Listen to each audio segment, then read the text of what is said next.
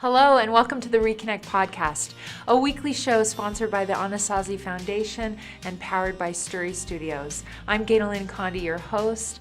I'm so grateful you've joined us, where we have conversations to help you strengthen your most important relationships and reconnect with those that matter most.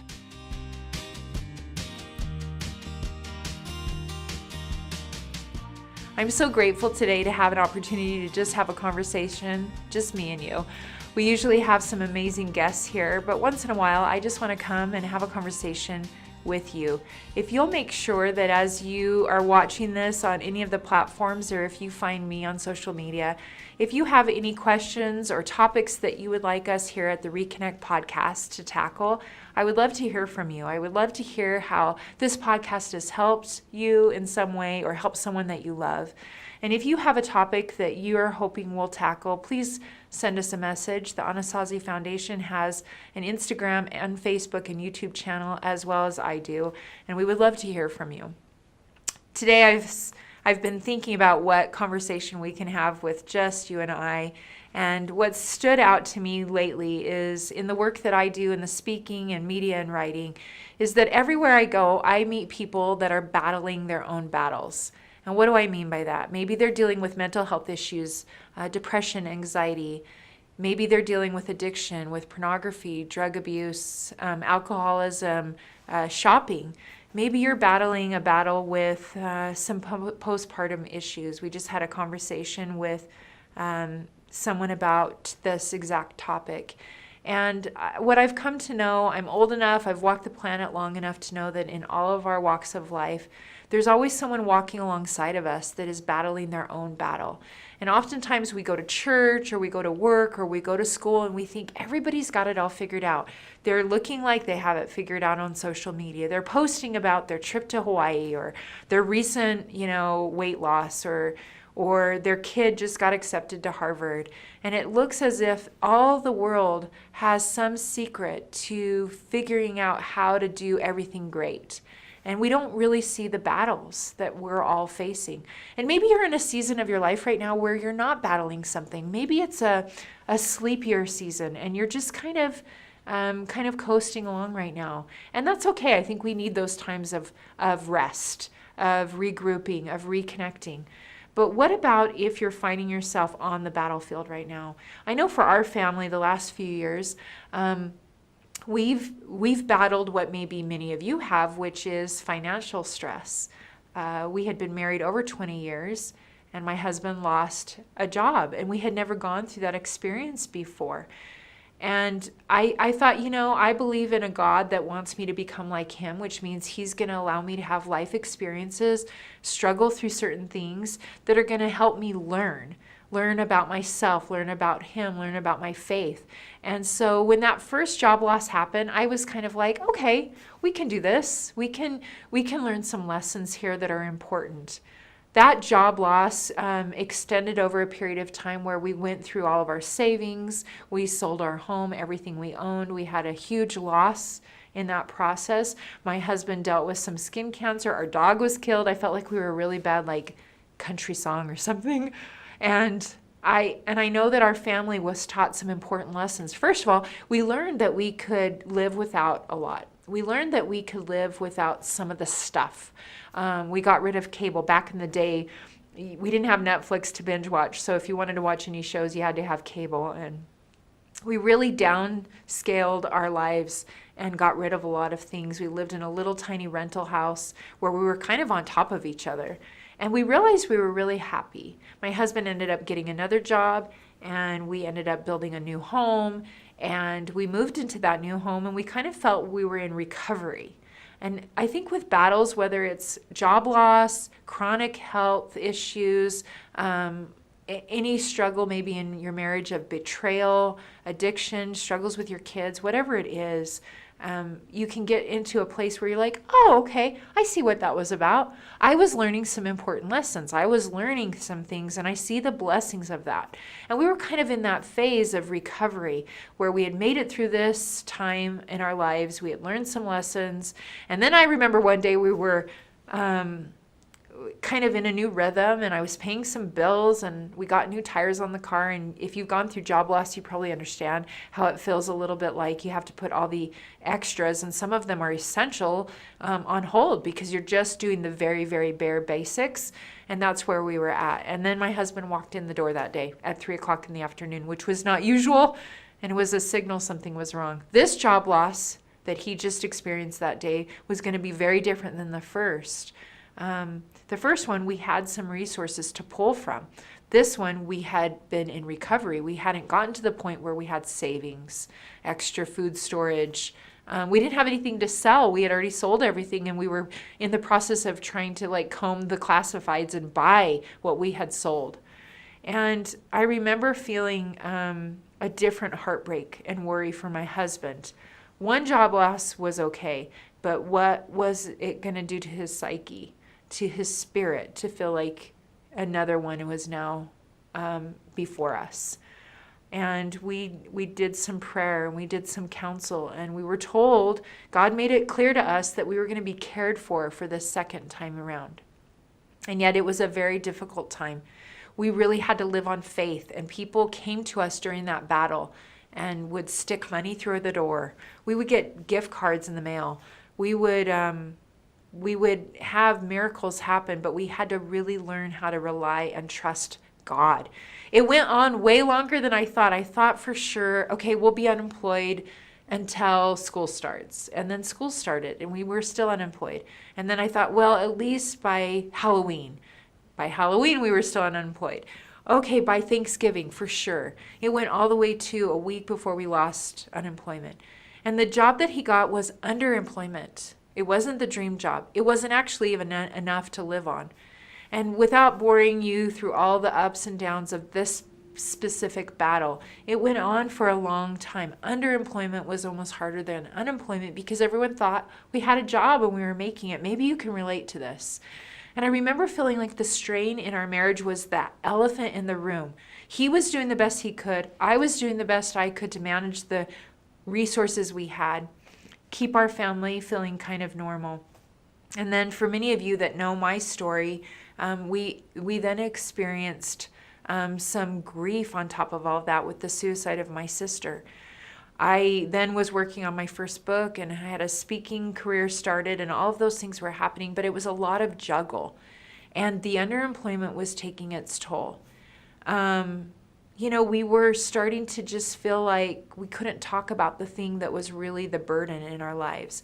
So I think when we're talking about our own battles, when we're on the battlefield, we sometimes forget if we turn to our left or to our right. Our loved ones are sometimes battling with us, and they're being hit in different ways. Fast forward a couple of years, and my husband has just recently taken a job that is kind of one of those unexpected miracles. It's 20 miles from our home, so we didn't have to move. It looks like it's a position that culminates all of our life experiences, all of his training, all of his skill set. And it's been perfectly timed in a way that he's really kind of stepped into his own. And we didn't think it was going to happen. I think we had gotten into a place where we had taken another job. We were doing better. We were living still on a budget, but we could breathe a little easier. Our kids were progressing in their lives. We could go on a date and not stress about it. And maybe in your battle, maybe you're feeling that way too, that you kind of have decided maybe this is as good as it's going to get. And maybe that's okay. And we had kind of surrendered. And I think when we're talking about battles, I think surrendering is a really important principle to consider. No matter what your faith is, I think there's a place in which your higher power you trust. For me, I've come to know that God has a plan of happiness for me that I don't always understand, that my battles, my struggles go on much longer than I like them to go, and that sometimes the battle fatigue is that I'm not sure how long the battle's going to go. And so we had come to a place just with this analogy of a financial battle where we had kind of surrendered and trusted that God had a plan for us. We were doing the best we could. I was writing books and speaking, and my husband was doing his job, plus a second one on the side. We were living within a budget. And we kind of had gotten to a place of, we're doing the best we can. We're doing all we can. And we had kind of surrendered that God was going to have to take care of retirement. My husband is 50, and we were getting to that age where we're not taking the trips our neighbors are taking, and we're not driving fancy cars, and we're okay with that. We'd kind of lived long enough to know that what mattered most to us was family connection and happiness, and we could pay our bills, and that was good enough. And so this recent miracle for us, I share that with you because when I posted about this job, it wasn't to say, oh, we don't have any worries ourselves, but it came very unexpectedly. And it came at a time where I can see that all of our battles have helped teach us things that help us then lead others through their battles. And that God really did have a miracle coming. And if we had gotten impatient and quit at any point along the process, it would have been way too soon. And he couldn't really tell us how it was all being worked out because other people were involved, which most miracles are like that. They're very layered. They involve other companies, other families, other diagnoses, other doctors that you haven't talked to, maybe research that hasn't happened yet.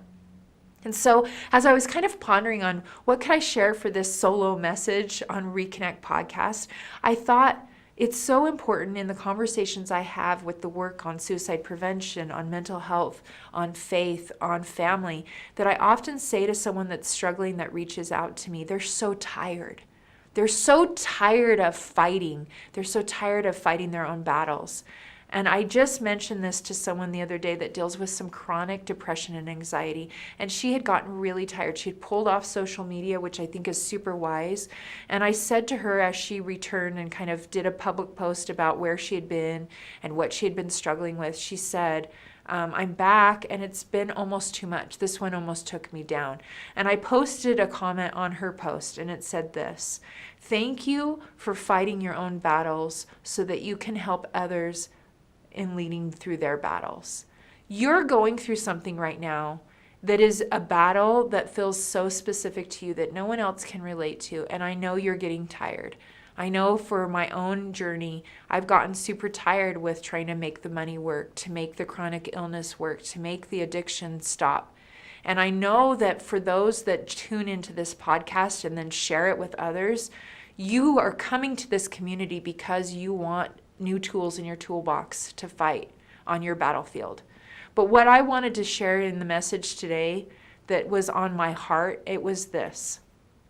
I know you're learning to become a leader on the field and that you're experiencing things right now that help you lead others that will have to fight the same battle you are fighting. Maybe their field looks different. Maybe it's in a different area of the world. Maybe their family looks different. But you're learning some things. So the takeaway I want to share with you today is this. Take time to journal. While we were going through our financial battle, and we were unemployed that first time, we started a practice in our family at dinner time called the miracle in the mess. And I would just ask my kids and my husband each day when we sat down to have dinner, and sometimes the dinner was just what we could scrape together because we were on such a financial stress. But I would say, what miracle did you see today in this mess that we are experiencing together as a family? And it was interesting. Some days the miracles were I had toothpaste, or, I got to my appointment on time, or for my husband, he found a job to apply for, or my kids would share something of, hey, I met a new friend today at school, or I got an A on my spelling test, right? I realized in that practice, that was one of the great tools for our battle. It was starting to tune our minds and our hearts to looking for a miracle and expecting them. Sometimes when you're on the field fighting your battle, the best thing we can do for battle fatigue is take a break. Well, maybe you're thinking, I can't take a break from caring for my parents that have Alzheimer's. I can't take a break from my ADD child that is very low functioning and is non-communicative. I hope you'll find a way today to find just a way to rest a little bit. And then also tune your mind and your brain to focus on what miracles that are happening. Maybe the miracle is simply that your baby slept longer than expected, so you were able to have some meditation time. And that's helping you deal with this battle of postpartum depression. Maybe the miracle today was you found an extra rebate check and it helped you pay your bills. I know for us that in our journey with financial loss and struggle, There were so many days where I woke up at the beginning of the day certain there was no way to get gas in the car and then pay the dental bill. And by the end of the day, if I hadn't taken the moment to write my gratitude list, I would have missed the miracles that helped me through that day. And that alone, that practice of gratitude, and I write 5 a day, maybe for you it's just 3, or it's tuning your brain into having a conversation with your family members about the miracle that you saw. That was enough to re-energize me, refocus my brain and my heart on a place of trust and surrender with God. And then I had strength for the next day. I know that this story that I share with you, it's our personal story. We have a recent miracle that I'm trying to not ignore. I think sometimes what happens is when good things are happening too, we don't celebrate that. We don't lean into the gratitude of the miracles, of the joy, of the good stuff happening because we're afraid. Oh my gosh, if I focus on how good this feels right now, oh, what's waiting around the corner? And Brene Brown talks a lot about this, about foreboding joy, that we don't lean into the joy. We don't celebrate the joy because we're so afraid that if we do that, then the next day when something bad happens, it's going to hurt more. And what happens is we don't experience the joy enough. And I think of it as a well. We don't fill up the well for the day we need to water. And we're empty, and we're functioning on empty and scarcity all the time. So if you're on a battlefield, please know you're being prepared to be a leader in someone else's battle. You will be someone that says, hey, this is how we did our unemployment. This is how we did our cancer diagnosis. This is how I did my divorce.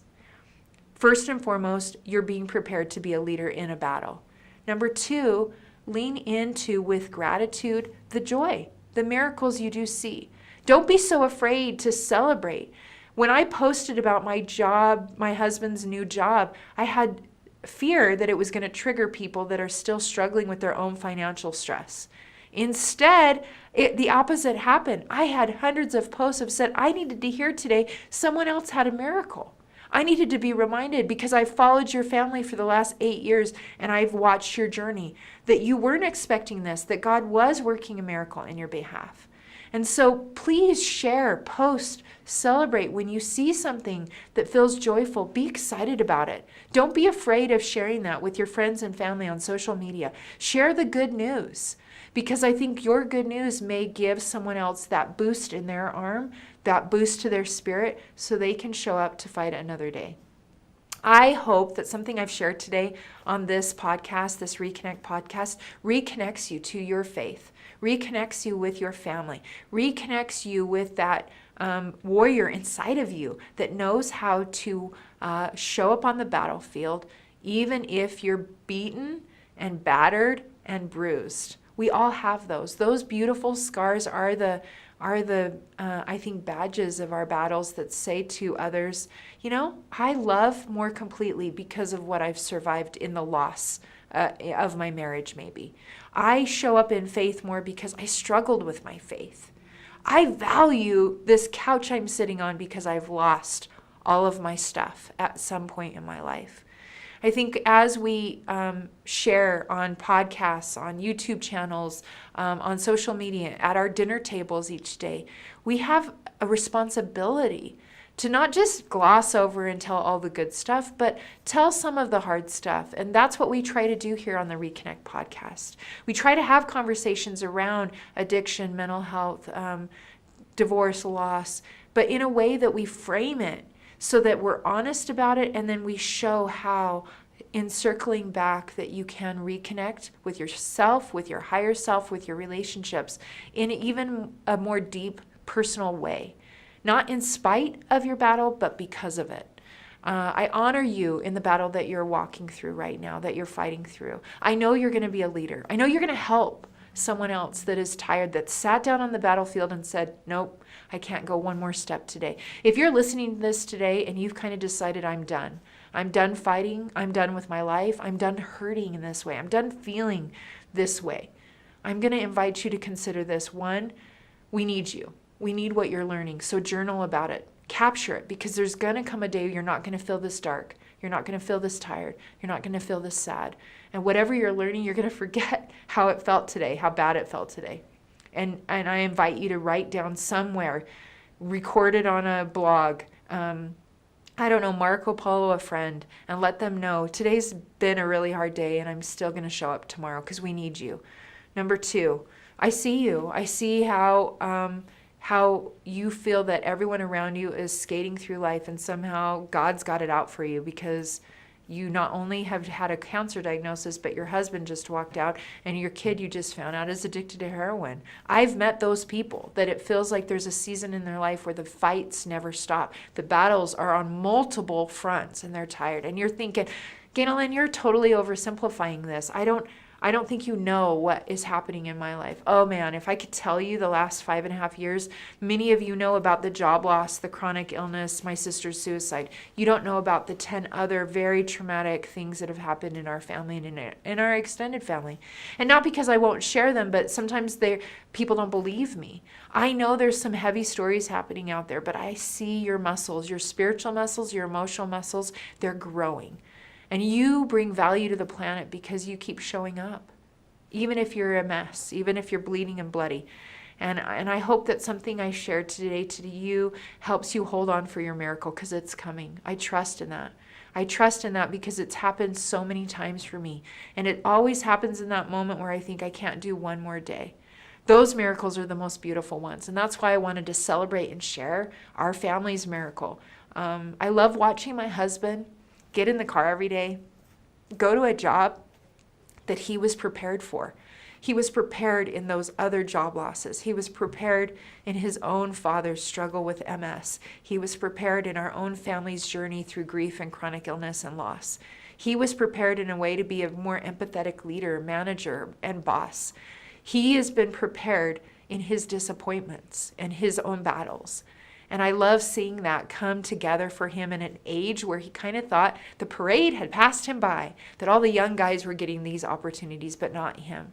I love that his life experience is actually an asset. His age is a blessing. And I know that God is aware of you and that as you stay connected to one another and you reconnect to people that you've maybe felt like you don't have anything to offer to them, have a conversation with them today. Text them, call them and say, sorry, I've been fighting my own battle and I'm tired. And I kind of have pulled away from everyone and I have felt like I have nothing to offer, but I'm showing up again. Bloodied, bruised, and bleeding. I'm here. And I'm going to show up because I feel like you may need me today. Offer to be a battle leader for someone else on their battlefield. Maybe by doing that, you'll be reminded of the muscles you have grown and the strength that you do have. Thank you for joining me today. I hope that you will share this podcast today. This ReConnect podcast is about having conversations about circling back, reconnecting to your truest self, to the people and relationships that matter the most to you. And we have conversations here in a way that inspire you to have honest conversations in your own life. Thank you to the Sturry Studios for powering this podcast and for Anasazi for sponsoring it and supporting us in having this with you each week, this conversation. And thank you again for joining me on the ReConnect podcast. I'm Ganel-Lyn, your host, and we'll see you again next week. Thank you for listening to the ReConnect podcast, presented by Anasazi Foundation. Are you worried about your teenager? Are they struggling with depression, low self-esteem, anger, drugs, or suicidal thoughts and feelings? If so, Anasazi Foundation can help. Anasazi is a wilderness therapy program for at-risk youth, and our mission is to help turn hearts homeward. To learn more about us, please visit anasazi.org. If you liked this show, please be sure to subscribe and leave us a review. Thank you again.